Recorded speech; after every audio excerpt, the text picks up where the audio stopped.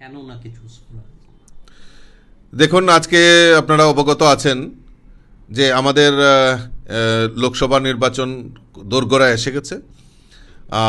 আমাদের পশ্চিম এবং পূর্ব আসনের জন্য পশ্চিম আসনে অলরেডি আগে থেকে আমাদের বিপ্লব কুমার দেব মহোদয়কে আমাদের প্রার্থী করা হয়েছে পশ্চিম আসনে।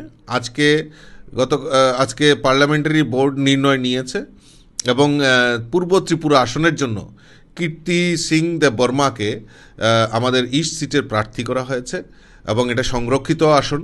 তো স্বাভাবিকভাবেই সেখানকার জনজাতিকেই সেখানে প্রার্থী করা হয় এবং কীর্তি সিং দেব বর্মা আমাদের রাজ্যেরই রয়্যাল ফ্যামিলিতে বিলং করেন। ওনার বয়স 52 ইয়ার্স এবং উনি আমাদের যে ছত্তিশগড় রয়েছেন সেই ছত্তিশগড়েরও একটা রাজকোট জায়গা রয়েছে, সেখান থেকে রয়্যাল ফ্যামিলিতে বিলং করেন। ওনার যে পতি রয়েছেন উনিও দুইবারের বিধায়ক সেখানকার ছত্তিশগড়ের।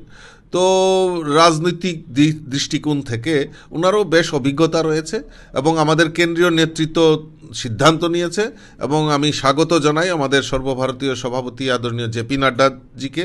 নিশ্চয়ই কোনো রকম আমাদের এই রাজ্যের বিকাশের জন্য প্রার্থী তালিকা উনি ঘোষণা করেছেন এবং স্বাগত জানাই এবং আমরা সবাই মিলিতভাবে আমরা কাজ করব এবং এই রাজ্যের জনজাতি বিকাশের জন্য আমাদের সরকার এবং আমাদের মোদিজি এই রাজ্যকে এক ত্রিপুরা শ্রেষ্ঠ ত্রিপুরা গড়ার লক্ষ্যে আমরা ডেভেলপমেন্ট ইস্যুতে সবাই মিলিতভাবে কাজ করব।